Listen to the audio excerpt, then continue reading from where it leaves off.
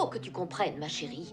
Au 12e coup de minuit, le charme sera rompu et tout redeviendra comme avant. Alors que la jeune Cendrillon s'apprêtait à passer la meilleure soirée de sa vie, pourquoi lui infliger cette terrible nouvelle? Pourquoi devoir rentrer à minuit? Pourquoi ne pas la laisser profiter de cette soirée, le seul moment de gloire dans sa vie? Pour y répondre, je me suis basé essentiellement sur un article de Pierre-Emmanuel Moog, très complet et que vous trouverez dans la description, et avec lequel je suis plutôt d'accord. Si la vidéo vous plaît, pensez à me le dire en commentaire et à la liker ainsi que de la partager, et à vous abonner si ce n'est pas encore déjà fait. D'abord, posons une base. Le fait de devoir rentrer avant minuit n'est pas un motif si récurrent que ça dans les différentes versions du conte de Cendrillon. On note deux grandes versions majeures qui évoquent cette heure fatidique. Celle de Charles Perrault, publiée pour la première fois en 1697, et celle de Walt Disney qui s'inspire beaucoup de l'œuvre de Perrault. Il y a donc derrière un choix très délibéré, notamment chez Perrault, de faire en sorte que Cendrillon rentre avant minuit. Mais pourquoi? Le fait de poser un interdit comme cela renvoie évidemment à quelque chose de quasi universel que vous avez peut-être vous-même vécu. La permission de minuit que les parents laissent généralement aux jeunes adolescents lors de leur première soirée. Cet interdit universel renvoie évidemment à tous les risques qui peuvent se passer après minuit dans l'imaginaire collectif, que ce soit la débauche et sa limite morale, les crimes ou encore les mauvais esprits qui se réveillent, si on veut être un peu plus folklorique. Cette semi-autorisation de sortie, au-delà de la protection, marque une étape dans l'éducation. On laisse à l'adolescent une certaine liberté tout en le gardant sous notre contrôle, afin de l'empêcher de faire n'importe quoi et de finir complètement torché à commenter sur un canapé au bout de 2 bières. Minuit est alors une étape pédagogique, éducative et protectrice, marquant une transition entre l'enfance et l'âge adulte. Dans le conte, Marraine la Bonne Fée sert de réelle figure maternelle pour Cendrillon. Il n'est donc pas étonnant qu'elle donne à Cendrillon ce genre de limite, afin de la sécuriser et de participer à son éducation. Si bien qu'en posant cette limite de sortie, si Cendrillon va à l'encontre de celle-ci, elle se retrouve punie de ce mauvais comportement. Elle se tape l'affiche devant tout le monde, elle perd ce qui a fait son prestige et elle aura des conséquences vis-à-vis de sa belle famille. Cependant, la bonne fée n'aurait aucun intérêt à imposer cela à Cendrillon pour la protéger et la sécuriser. Cendrillon passe sa soirée dans un bal faste avec des gens de bonne vertu et bien éduqués. Sur le papier, tout semble bien se passer.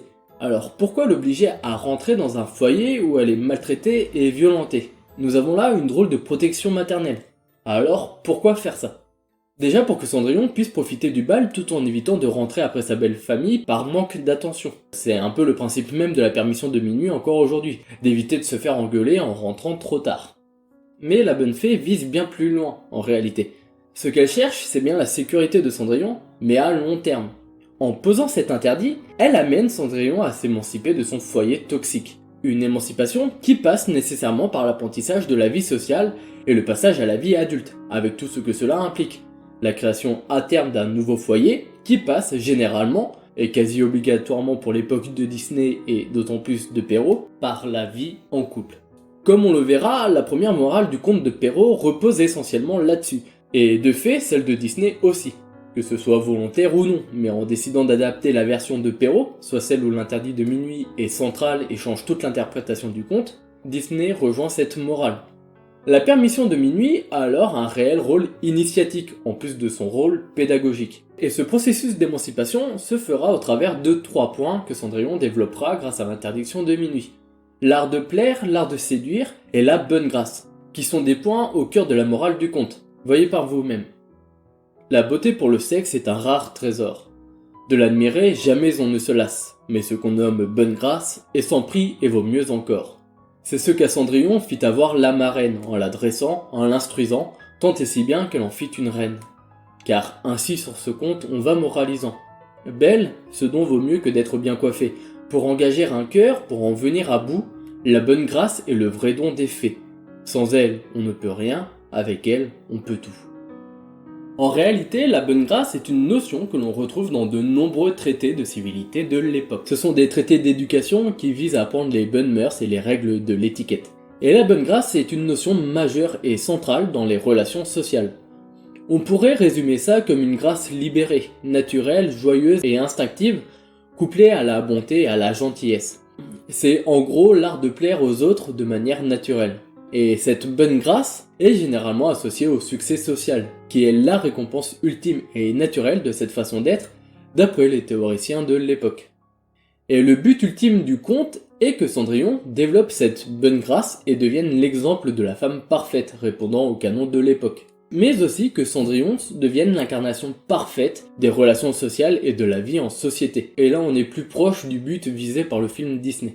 Mais en quoi cette limite de minuit et le bal permettent de développer l'art du désir et la bonne grâce, si essentiel dans les relations sociales, du moins à l'époque? Eh bien Cendrillon part à un bal, lieu de relations sociales par excellence, qui est un peu encore le cas aujourd'hui avec nos soirées ou nos fêtes, où le principe reste le même. Il s'agit donc du lieu parfait pour séduire, un lieu où les corps se rapprochent dans un jeu sensuel qui est la danse. Il y a un rapport presque intime au corps de l'autre. On se rapproche, on se parle, voire se murmure à l'oreille pour discuter, et il y a derrière toute une sensualité et un réel érotisme.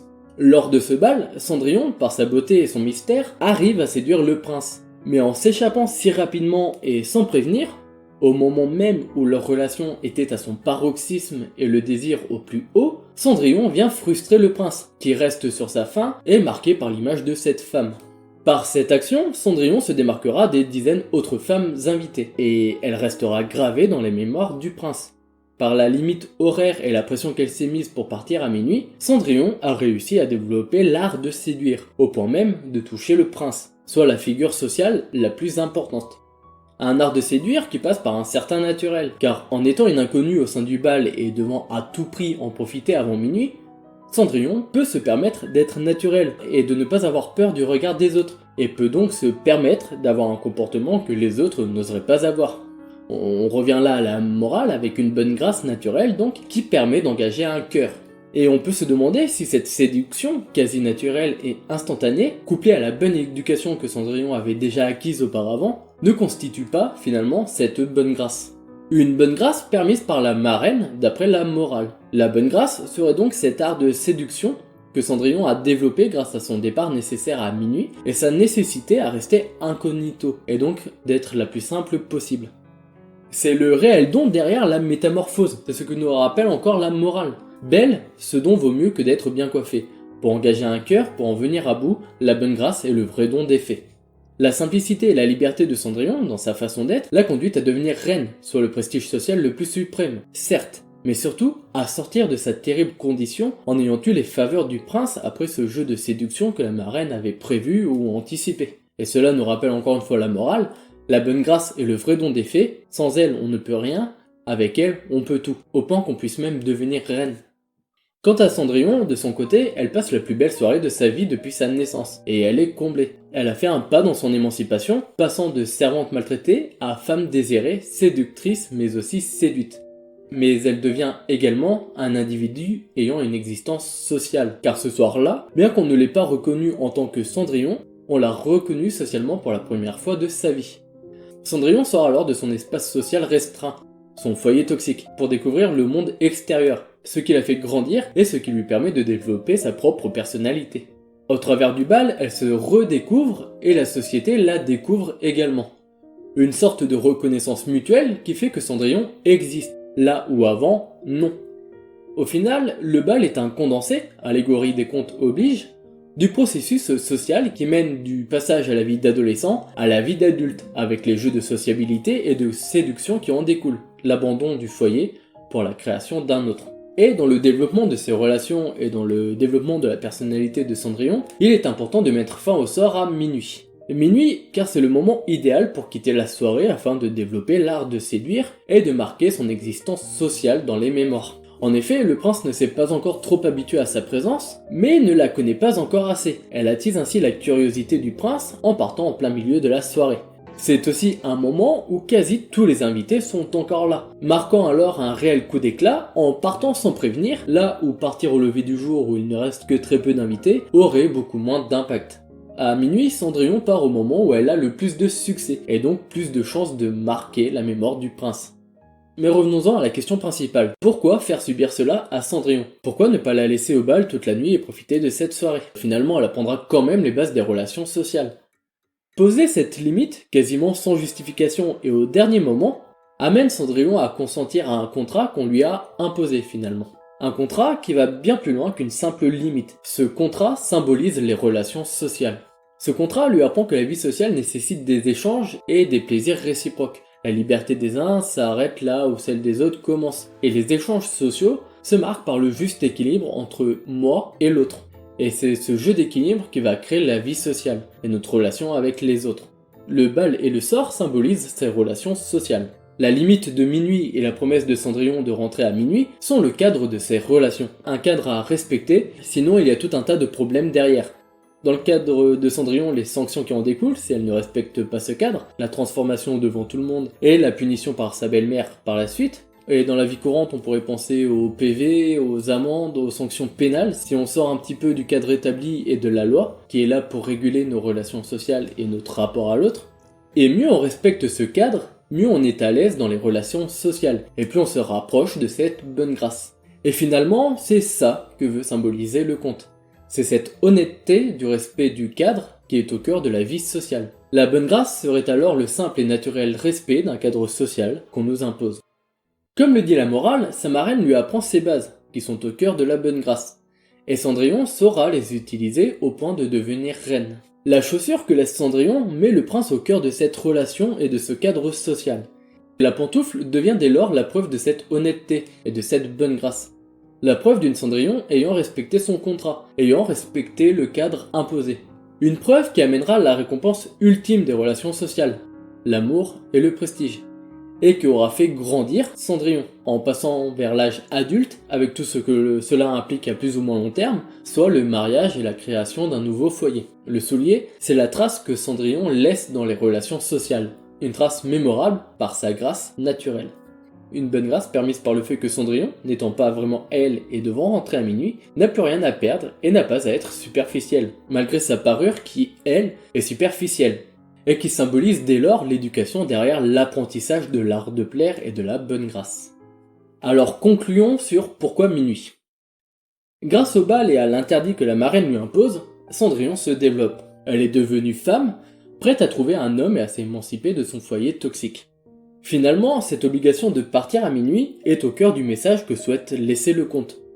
Au-delà d'une leçon de morale et une contrainte afin de sécuriser Cendrillon, cette limite s'avère être une leçon de vie initiatique, avec une femme passant de l'adolescence à l'âge adulte, de jeune fille à femme et épouse. Et ce passage se fait par le besoin de séduire et de plaire, pour 1. Trouver son mari, et 2. Pour vivre en société et avec ses semblables.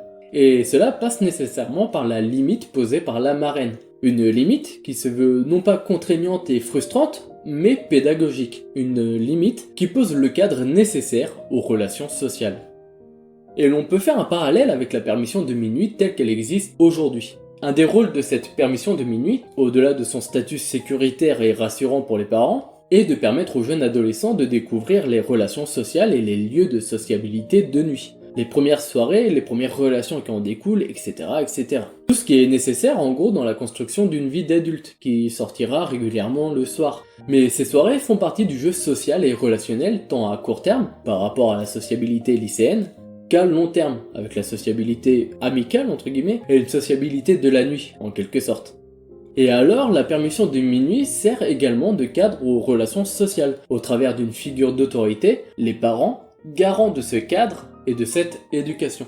Et tout comme Cendrillon, l'ado, s'il ne respecte pas cette permission ou qu'il arrive trop bourré devant ses parents venant le chercher, rompt la confiance mutuelle qu'il avait établie, et donc il y a une sanction qui en découle.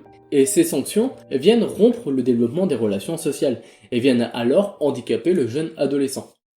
Alors, pourquoi minuit ? Cela permet à Cendrillon d'apprendre les relations sociales et la vie en société en développant l'art de plaire et de séduire. Cendrillon, qui a toujours vécu seul et à l'écart, apprend cela. Et le film nous montre que, malgré le destin, on reste maître de nous-mêmes.